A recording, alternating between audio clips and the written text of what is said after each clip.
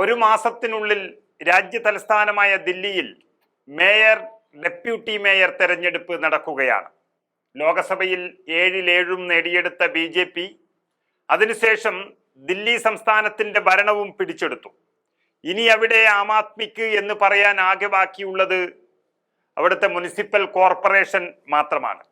അതാണ് ഇനി ഏപ്രിലിൽ തെരഞ്ഞെടുപ്പ് നടക്കാൻ പോകുന്നത്.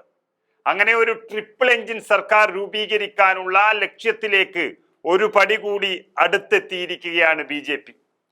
നമുക്കറിയാം, ലോകസഭയും നിയമസഭയും അതുപോലെ മുനിസിപ്പൽ ഭരണവും പൂർണ്ണമായും സ്വന്തമാക്കി ഒരു ചരിത്രം തന്നെ മാറ്റുകയാണ് ദില്ലിയിൽ BJP. അതിന്റെ ഭാഗമായി അറിയാവുന്ന കളികളെല്ലാം കളിക്കുകയാണ് ആ സർക്കാർ. ആദ്യം തന്നെ ദില്ലി മുനിസിപ്പൽ കോർപ്പറേഷനിലേക്ക് ഇപ്പോൾ പുതുതായി 14 MLA-മാരെ നിയമസഭാ സ്പീക്കർ വിജേന്ദർ ഗുപ്ത നാമനിർദ്ദേശം ചെയ്തിരിക്കുകയാണ്. 11 BJP അംഗങ്ങളെയും 3 ആം ആദ്മി അംഗങ്ങളെയുമാണ് നാമനിർദ്ദേശം ചെയ്തിരിക്കുന്നത്. ഇതോടെ ഒരു മാസത്തിനുള്ളിൽ, അതായത് ഏപ്രിലിൽ നടക്കുന്ന മേയർ, ഡെപ്യൂട്ടി മേയർ തെരഞ്ഞെടുപ്പിൽ BJP സ്ഥാനാർത്ഥിക്ക് ഏറെക്കുറെ വിജയം ഉറപ്പായി കഴിഞ്ഞു. കഴിഞ്ഞ തവണ, അതായത് ഒരു വർഷം മുൻപ് നടന്ന മേയർ തെരഞ്ഞെടുപ്പിൽ 3 വോട്ടുകൾക്കാണ് BJP പരാജയപ്പെട്ടത് ആം ആദ്മിയോട്. അന്ന് ഒരു MLA മാത്രമായിരുന്നു MCD സമിതിയിൽ, അതായത് മുനിസിപ്പൽ കോർപ്പറേഷൻ സമിതിയിൽ BJPക്ക് ഉണ്ടായിരുന്നത്. എന്നാൽ കഴിഞ്ഞ മാസം 3 AAP കൗൺസിലർമാർ BJPയിലേക്ക് കൂറുമാറിയിരുന്നു. അതോടെ തന്നെ മുനിസിപ്പൽ കോർപ്പറേഷനിൽ BJP പാർട്ടി ഇതിനകം തന്നെ AAPയെ മറികടന്നു കഴിഞ്ഞിരുന്നു. അതുപ്രകാരം തന്നെ BJP അംഗങ്ങളുടെ എണ്ണം 116 മാറിയിട്ടുണ്ട്.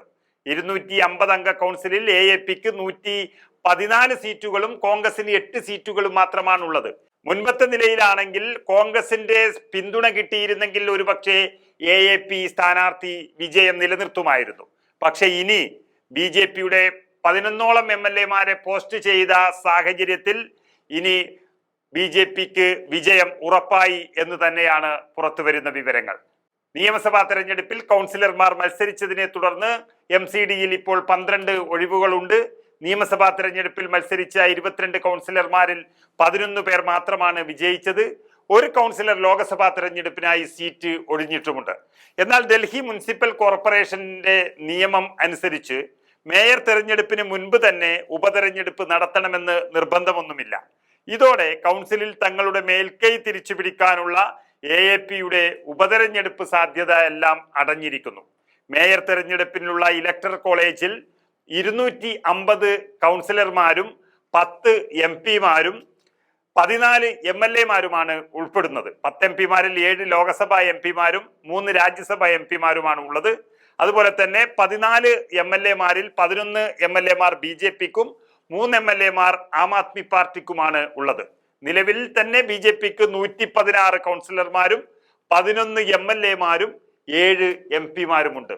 അതായത് തെരഞ്ഞെടുപ്പിൽ BJPക്ക് 16 വോട്ടുകളുടെ അല്ലെങ്കിൽ 16 സീറ്റിന്റെ മുൻതൂക്കം ലഭിക്കുമെന്ന് ഉറപ്പായി കഴിഞ്ഞു. ആ വ്യത്യാസത്തിൽ ദില്ലിയിലെ 1ാമത്തെ ഭരണസിരാ കേന്ദ്രം എന്നറിയപ്പെടുന്ന മുനിസിപ്പൽ കോർപ്പറേഷനും ഇനി BJPയുടെ കൈകളിലേക്ക് പോകുകയാണ്.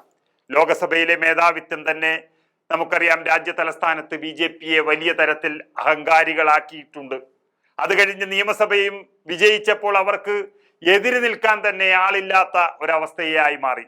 ഇനി ഇതാ ദില്ലിയുടെ സ്പന്ദനമായ മുനിസിപ്പൽ ഭരണം കൂടി പിടിച്ചെടുത്താൽ രാജ്യ തലസ്ഥാനത്ത് BJP രാജ് എന്ന് തന്നെ പറയേണ്ടി വരും.